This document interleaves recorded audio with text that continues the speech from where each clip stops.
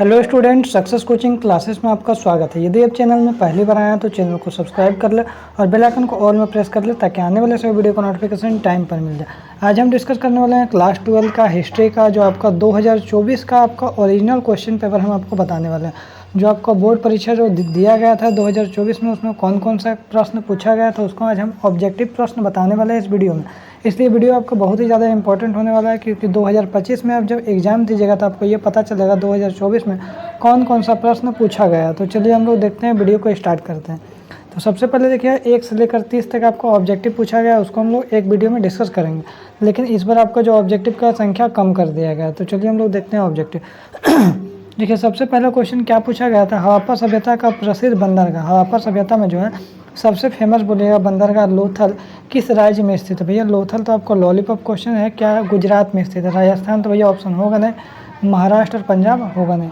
आगे देखते हैं क्वेश्चन नंबर दूसरा क्या बोल रहा है, पाटलिपुत्र की स्थापना किसने की, चंद्रगुप्त मौर्य, अशोक, उदयन या बिंबिसार। तो याद रखिएगा पाटलिपुत्र का जो स्थापना है वो किसने किया है, तो याद रखिएगा आपको उदयन ने किया। ऑप्शन नंबर सी हमारा बिल्कुल राइट आंसर हो जाएगा। आगे देखते हैं पानीपत का प्रथम युद्ध कब हुआ था, 1516, 1526, 1555 या 1571। तो याद रखिएगा 1526 ईस्वी में पानीपत का प्रथम युद्ध हुआ था। आगे देखिए क्वेश्चन नंबर 4 क्या बोल रहा है, धम्म नीति का प्रतिपादन किसने किया, धम्म नीति का प्रतिपादन किसने किया। तो चंद्रगुप्त मौर्य है, अशोक है, हर्षवर्धन है या समुद्रगुप्त। तो याद रखिए इसका राइट आंसर क्या हो जाएगा आपका, अशोक हो जाएगा। याद रखिएगा धम्म नीति बहुत ही इंपॉर्टेंट है, धम्म नीति का प्रतिपादन किसने किया, तो आपको अशोक ने किया। आगे यदि हम लोग देखते हैं क्वेश्चन नंबर 6 क्या बोल रहा है, भक्ति आंदोलन के निर्गुण शाखा का प्रमुख संत कौन थे, महात्मा जो संत कौन थे, मीराबाई, तुलसीदास, कबीरदास या रामदास। तो याद रखिएगा निर्गुण जो शाखा है उसका आपका प्रमुख जो मेन संत होता था वो कौन सा, कबीरदास है।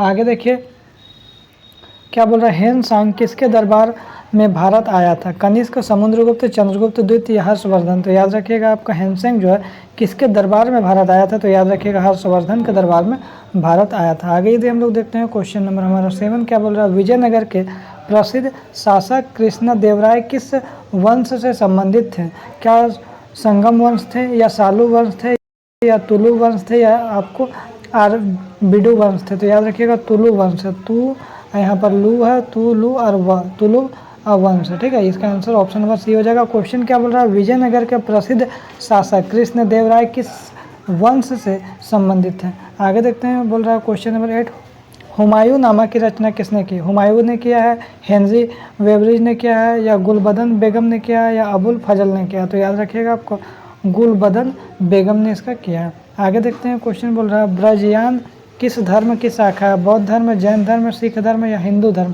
तो याद रखिए इसका बौद्ध धर्म का शाखा है। आगे यदि हम लोग देखते हैं, भारत का नेपोलियन किसे कहा जाता है, तो मोस्ट इंपॉर्टेंट क्वेश्चन है, समुद्रगुप्त को, अशोक को, कनिष्क को या चंद्रगुप्त विक्रमदायित्व को। तो याद रखिएगा भारत का नेपोलियन बहुत मोस्ट इंपॉर्टेंट क्वेश्चन समुद्रगुप्त को कहा जाता है। आगे ये देते हैं, British India company, British east India company की स्थापना कब हुआ था, 1600, 1605, 1610, 1615 में। तो याद रखिएगा 1600 ईस्वी में हमारा ब्रिटिश ईस्ट इंडिया कंपनी की स्थापना हुआ था। आगे देखते हैं, अगर संथाल विद्रोह का नेता मेन आपका लीडर कौन था, बिरसा मुंडा, नीलांबर पीताम्बर, सिंधु कान्हू या तिलका मंझी। तो याद रखिएगा जो आपको संथाल विद्रोह हुआ था उसका जो नेता था वो सिंधु कान्हू, इसका राइट आंसर हो जाएगा। आगे देखते हैं क्वेश्चन नंबर 13 क्या बोल रहा है, 1857 का सिपाही विद्रोह कहाँ से प्रारंभ या आरंभ हुआ था, दिल्ली, मेरठ, बैरकपुर या फिर झांसी। तो याद रखिए आपका मेरठ से स्टार्ट हुआ था, ऑप्शन नंबर बी बिल्कुल राइट आंसर हो जाएगा।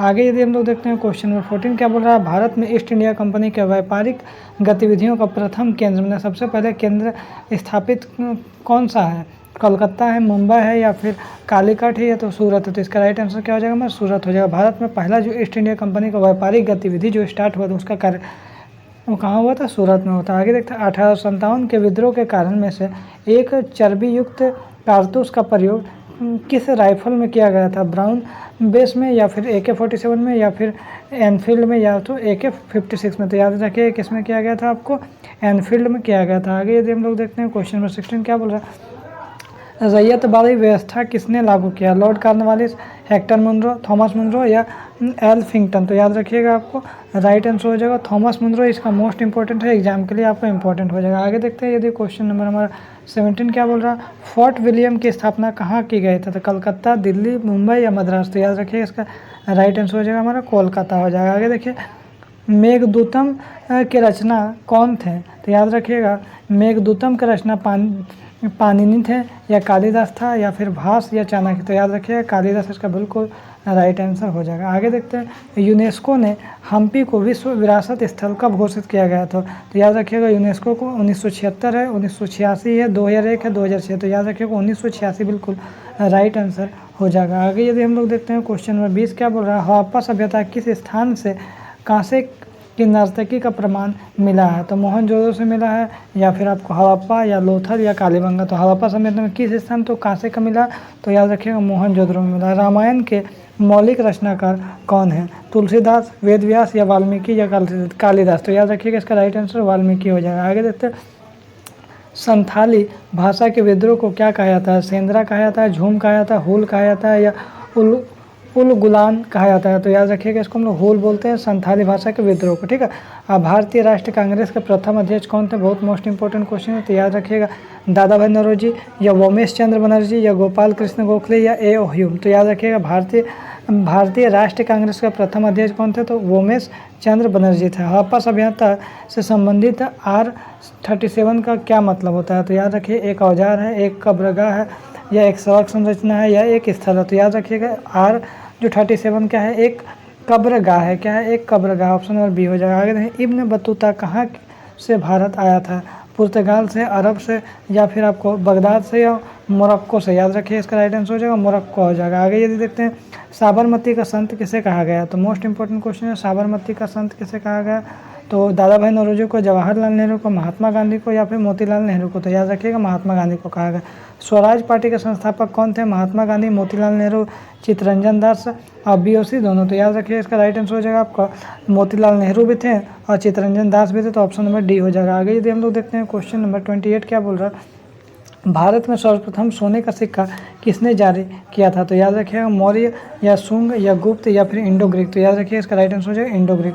आगे देखिए गांधी जी का राजनीतिक दर्शन या विचारधारा किस पुस्तक में वर्णित है? यंग इंडिया, हिंद स्वराज या इंडियन ओपिनियन या फिर हमारा माई एक्सपेरिमेंट विथ ट्रूथ। तो इसका राइट आंसर हो जाएगा हमारा ऑप्शन नंबर बी हो जाएगा हिंद स्वराज हो जाएगा। आगे देखते हैं हड़प्पा सभ्यता का भारत में स्थित सबसे बड़ा स्थल कौन सा है? हड़प्पा, मोहनजोदड़ो या राखी गढ़ी या धोलावीरा। तो याद रखिए इसका राइट आंसर हो जाएगा राखी गढ़ी हो जाएगा। तो इसमें आपको टॉप जो क्वेश्चन हम लोग डिस्कस किए हैं, तो हम लोग 30 क्वेश्चन हम लोग ऑब्जेक्टिव क्वेश्चन डिस्कस किए हैं। इसका जो वीडियो पार्ट 2 पार्ट 3 आएगा तो उसमें क्या आपको किया जाएगा, आपको जो सब्जेक्टिव का जो सेक्शन ए को डिस्कस किया जाएगा, उसके बाद हम लोग सेक्शन बी में हम लोग डिस्कस करेंगे, फिर हम लोग सेक्शन सी में डिस्कस करेंगे। सेक्शन ए आपको 2 मार्क्स वाला, इसमें 3 मार्क्स वाला डिस्कस करेंगे, इसमें 5 मार्क्स वाला डिस्कस करेंगे। तो यदि आपको वीडियो अच्छा लगे तो लाइक करिएगा, शेयर करिएगा। अगर चैनल में नए हैं तो चैनल को सब्सक्राइब तुरंत करके रख लीजिएगा। फिर मिलते हैं हम लोग नेक्स्ट वीडियो में। थैंक